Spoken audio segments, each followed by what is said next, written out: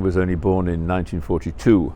My memory is of being taken down as a youngster to an air raid shelter. My generation, of course, have been very fortunate in that we haven't had a major war that has involved us during our lifetime. And so it's only when you come to war memorials like this, for example, and you see the names of several hundred people from the borough who lost their lives, each one with a story, each one with a family, you appreciate the sacrifices that have been made to keep our nation free. And as someone who was born Jewish, I certainly wouldn't be here today had we lost the war, and heaven knows what life would be like in Richmond and in this country. So we owe a huge debt.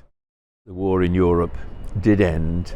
Yes, obviously people remembered the sacrifices, but there would be, I would imagine, huge relief at the bombings were no longer taking place. Service personnel were returning from the war, and one can well understand the outpourings, I would imagine, of joy and relief that we were heading for peace.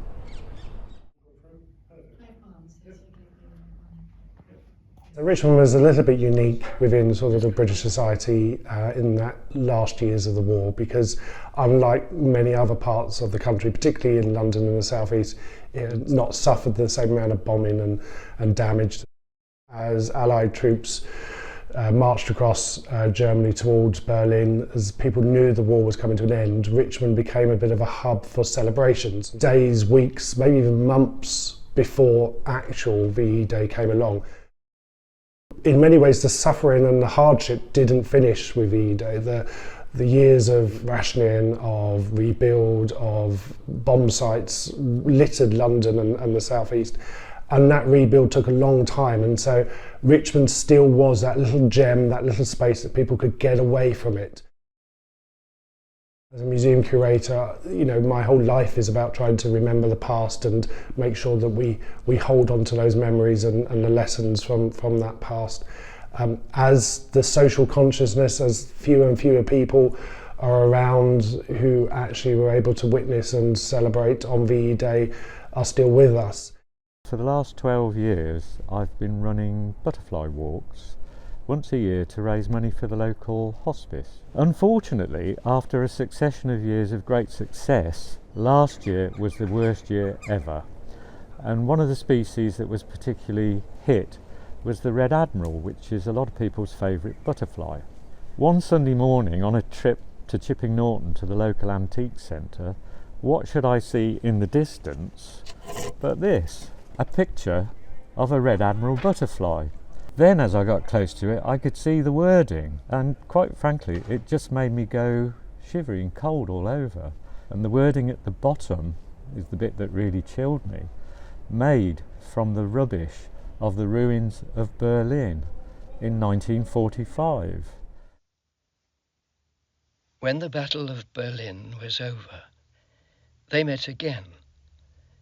Just a small group of friends, some painters and designers, and a woman well acquainted with all kinds of fancy work. They looked around and none of them said a word. What should they say? What did they feel, facing the dead under blooming lilacs and the smouldering ruins of their beloved town? With the churches burnt out, and their old windows, beautifully coloured, gone to pieces, the bridges fallen down into the river, the rails bent and the trees burst, and with mountains of rubbish barring the streets once full of life. What should they do, looking at a chaos like this, that seemed to have put an end at last to a long but wrong way? Life must go on. It broke the silence. One of them said they ought to make something of the rubbish that was left. But what? This is the story of these butterflies.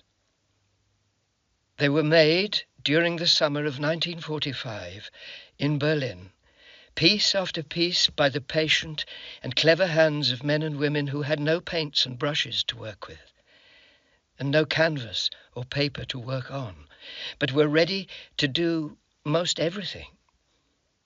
Thus, the light blue colour of this butterfly is made from the tiles of a fine delicatessen store on Potsdamer Platz, and the red-brown from the bricks of an old building of Wilhelmstrasse. These butterflies are no precious works of art, but those who made them believe that they are right to say, nothing is so ugly that it would be impossible to make something good of it.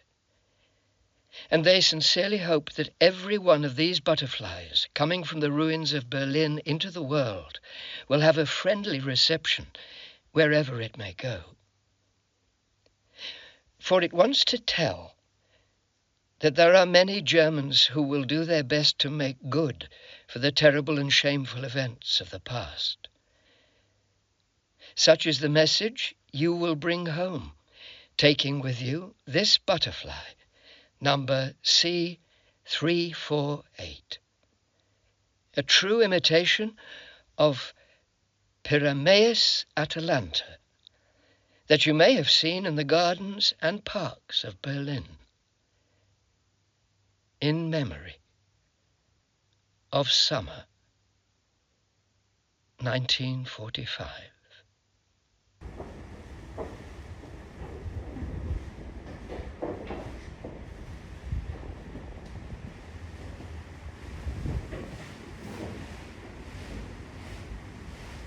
Sliced Dundee cake and Earl Grey tea. We're having a party for victory. The bunting's up and so's the mood. An end to rationing of our food. The children home in their own beds. No nightly bombs for them to dread. The streets are clear of brick and glass. Now castles are our home at last. Returning soldiers join the throng with ticker tape and beer and song. The country celebrates relief with hopeful hearts, in peace, belief. For some men yet the war's not done. Embark a ship bound for Japan. 4 more hard months of fighting there before they're freed from war's despair. But countless men's war did endure, experience their prisoner, replayed each night in restless dream, though bottled up, so normal seemed. We tell ourselves, never again we'll tolerate this world war pain.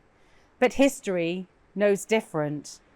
Peace and ephemeral intent.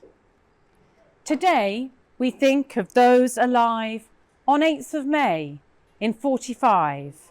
Reliving joy and hope, we say, hip hip hooray, it's VE Day.